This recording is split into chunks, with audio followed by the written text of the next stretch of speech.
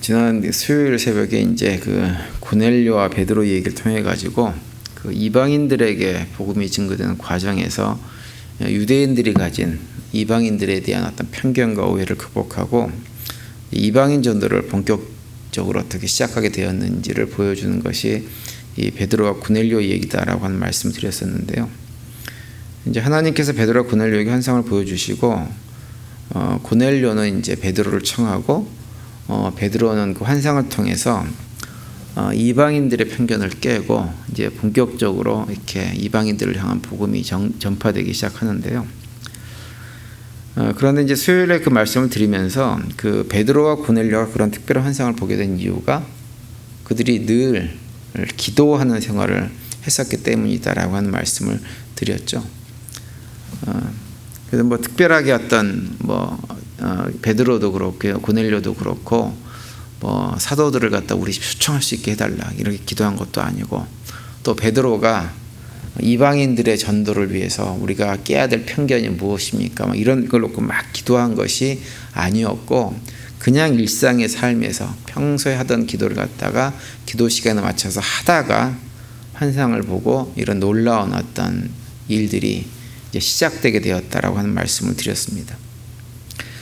오늘 우리가 읽은 본문에 보면 그 이후에 이제 베드로가 환상을 보고 일어난 직후에 일어난 일이 오늘 본문에 기록되어 있는데요. 17절을 다시 보시면 이렇게 되어 있죠.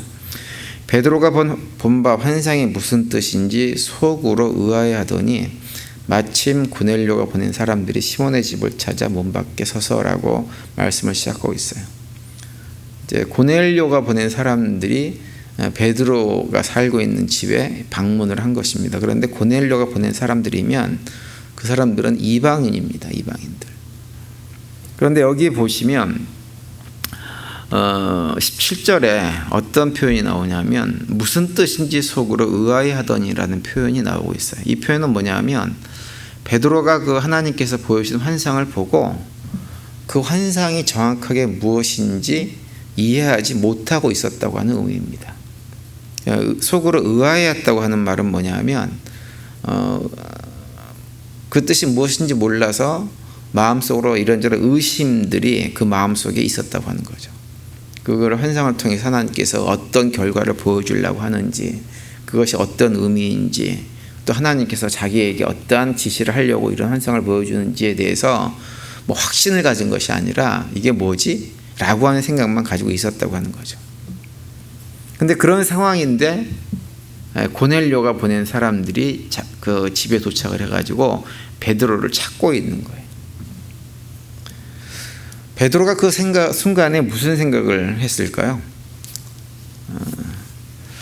아마도 환상 중에 하나님께서 속되다, 하지 말라, 또 하나님께서 깨끗하게 하신 것을 갖다가 가리지 말고 먹으라, 이런 말씀을 하신 이유가 이 이방인 때문인가, 이 사람들 때문인가 라고 하는 것을 어렴풋이 생각을 했을 거예요.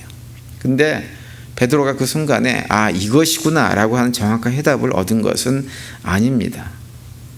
환상 중에 구체적으로 성령 하나님께서 뭘 가르쳐 준 것도 아니고 단순하게 그냥 하늘에서부터 그 짐승이 있는 바구니가 내려와 가지고 그것을 갖다가 먹으라 이런 말씀 드렸지만, 이것이 이방인에 대한 복음 전도나 고넬료가 보낸 사람들이니 받아들이다라고 하는 것을 구구절절히 성령 하나님께서 설명해 준 것도 아니기 때문에 신비한 체험은 했지만 그것이 체험의 의미가 무엇인지를 전혀 알지를 못했죠. 그래서 마음속으로 어떤 의심이 이게 뭐지? 라고 하는 생각을 하고 있을 때 하나님의 명령이 떨어진 거예요. 20절에 보면 이렇게 얘기합니다. 일어나 내려가 의심하지 말고 함께 가라. 내가 그들을 보내었느니라. 이렇게 말씀하세요. 베드로 마음속에 어떤 의심이 있었다고 하는 거죠. 그런데 하나님께서 의심하지 말고 이것저것 생각하지 말고 그들과 함께 가라. 이렇게 말씀을 하고 있는 거예요. 베드로가 이렇게 의심이 좀 많은 사람이었다면, 또 성질이 굉장히 좀 차분하고 시간을 두고 뭔가를 생각하는 사람이었다고 한다면 아마 또 여러 가지 질문을 했을 거예요. 하나님, 이게 무슨 뜻입니까? 왜 그 사람들을 보냈습니까? 환상의 뜻을 정확하게 알려주셔야만 제가 그것을 이해하고 말씀을 따르지 않겠습니까? 이런 생각을 했을 거예요. 근데 우리가 잘 알듯이 베드로는 성격이 그런 사람이 아닙니다. 급한 악한 사람이에요. 그래서 내려가서 그들을 만나라고 성령 하나님께서 하니까 더 이상 다른 생각을 하지 않고 그들을 만납니다. 그리고 나서 그들을 자기 집으로 불러들이죠. 23절에 보면 베드로가 불러 그들을 유숙하게 하니라라고 말씀을 하고 있어요.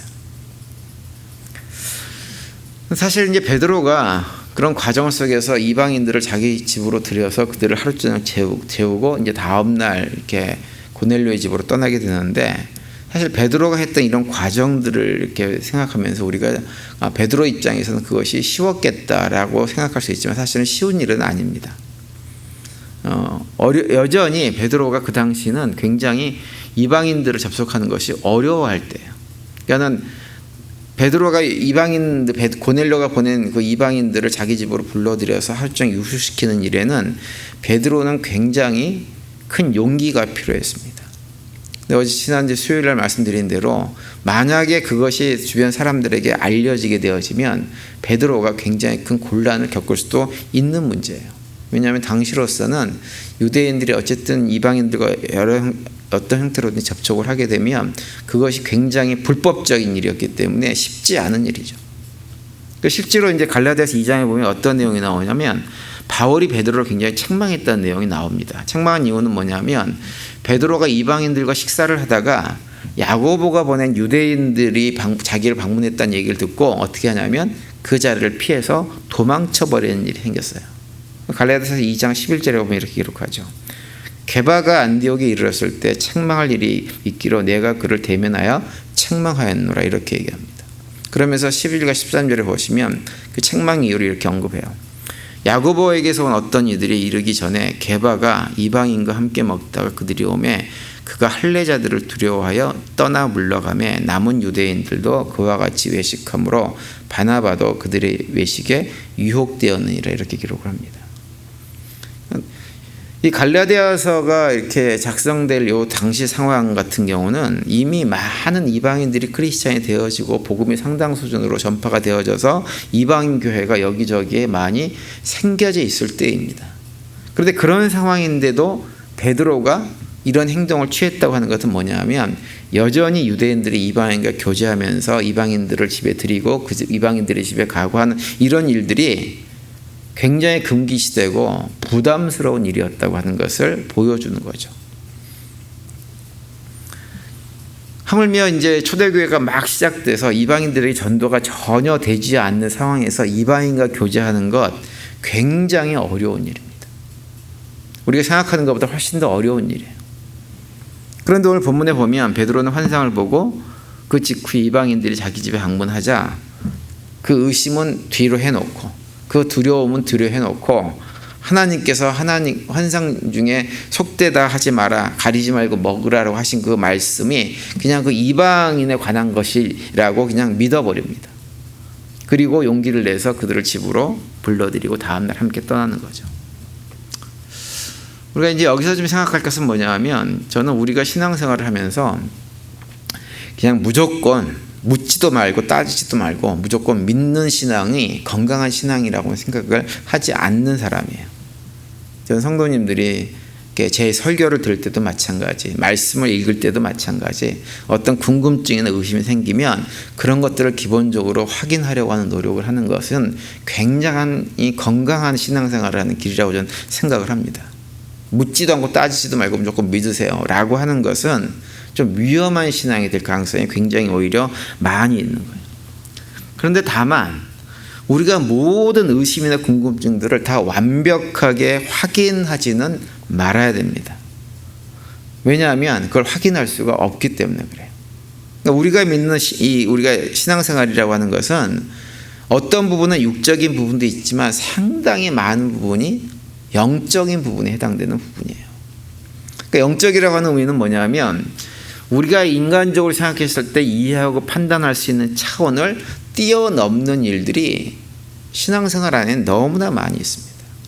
그런데 우리는 육신을 가지고 살아가는 존재이기 때문에 이 3차원, 많아봐야 4차원이라고 하는 한계 속에 갇혀있는 존재들이기 때문에 영의 세계, 그것이 몇 차원일지 모르는 알 수 없는 그 세계를 다 이해한다는 것 불가능합니다. 100% 이해할 수가 없어요. 그래서 의심을 가지고 또는 어떤 그 의심을 풀어내서 내 나름대로 확신을 가지려고 하는 데는 분명한 한계가 있는 거예요. 그래서 저는 이제 개인적으로는 우리가 신앙생활 하면서 한 60% 이상만 그럴 수 있다라는 생각이 들면 믿는 것이 좀 바람직하다고 봅니다. 근데 60%도 아니고 무조건 믿으라? 그건 좀 잘못됐다고 하는 거죠. 그래서 우리가 어느 순간에 이해를 하려고 노력하지만 도저히 인간적으로 볼 때 이해가 안 되는 부분이 있는데 하나님께서 말씀을 하시면 그런 경우는 믿어야 되는 경우가 있는 거죠. 그런데 이상하게도 일단 믿고 나면 갑자기 이해가 되어집니다. 그게 영적으로 굉장히 놀라운 일이에요. 그러니까 우리 안에 계신 성령 하나님께서 인간적으로가 아니라 영적으로 그 상황을 이해하게끔 만들어 주시는 걸 경험하는 거예요. 그리고 그런 것들을 이제 하나 둘 경험하게 되어지면 어떻게 되느냐? 우리의 영적인 안목이 영안이 열리고 영적인 안목이 넓어져 가지고 믿을 수 없는 것, 이해할 수 없는 것조차도 이해가 되기 시작하고 믿어지게 되는 일이 벌어지는 거죠. 그러고 나면 하나님 말씀에 순종하는 사람들을 더 열심히 더 많이 해가면서 영적으로 성숙하게 되어집니다. 캔터베리 대주교를 지낸 안셀무스라는 분이 계세요. 그분이 쓴 프로스로기언이라는 책이 있는데요. 그 책은 어떤 책이냐면 하나님의 존재를 증명해 보려고 노력한 책입니다. 굉장히 이제 우리 기독교 역사 속에서 유명한 책이죠. 근데 그 책에 보면 아주 유명한 신학적인 고백이 나오는데요. 그 말은 어떤 표현이냐면 이해를 추구하는 믿음이라고 하는 표현이에요. 그러니까 우리의 신앙은 이해를 추구하는 믿음이 돼야 된다라고 얘기합니다. 그런데 이해를 추구하는 믿음이라고 하는 것은 어떤 것이냐면 믿음이라고 하는 것은 이해를 바탕을 통해서 되어지는 것이다라고 하는 말이 아니라 거꾸로 우리가 믿을 때 이해되는 것이 우리의 믿음이라고 하는 거예요. 그 의미로 이해를 추구하는 믿음이라는 표현을 사용하고 있어요. 그래서 그 책에 보면 어떤 걸 강조하냐면 여러분 믿으면 이해할 수 있습니다. 믿지 않기 때문에 이해 못하는 것이 너무 많다고 하는 거예요. 특별히 하나님에 대해서 우리가 믿게 되어지면 그 다음부터는 이상하게 믿어지는 이해되어진 역사가 일어난다는 것을 강조하고 있죠. 왜냐하면 그 책에서도 그런 얘기를 해요. 하나님은 영이시기 때문에 우리 인간의 이성으로는 이해할 수 없는 많은 부분이 있지만 이상하게도 그 하나님을 믿게 되어지면 고개가 끄덕거려지는 일들이 너무너무 많아지게 된다고 하는 것을 갖다가 얘기를 하고 있어요.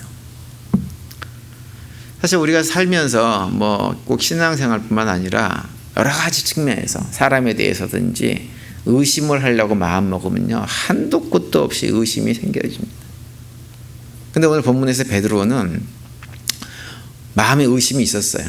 의아하게 생각하고 이것인가 저것인가 확신도 없었어요. 그런데 그런 의심은 다 뒤로 하고 하나님 말씀에 순종함으로 오히려 신앙적인 의지로 그런 한계들을 갖다가 뛰어넘었던 사람이 누구냐면 바로 베드로입니다.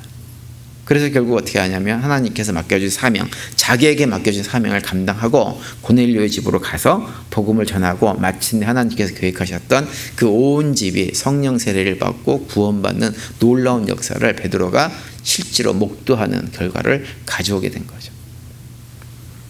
오늘 하루 이렇게 지내시면서 우리 모두가 참된 믿음의 길을 걸어갈 수 있는 우리 모두가 되시기를 간절히 바랍니다. 그래서 우리의 이성을 뛰어넘어 역사하신 하나님의 역사를 삶의 자리에서 보다 더 구체적으로 경험하면서 그 가운데 하나님과 동행하시는 가운데 오늘 하루의 또 분량만큼 우리의 믿음이 더욱더 굳건해지고 성숙되어지는 그런 복된 하루가 될 수 있게 되기를 간절히 축원을 드립니다.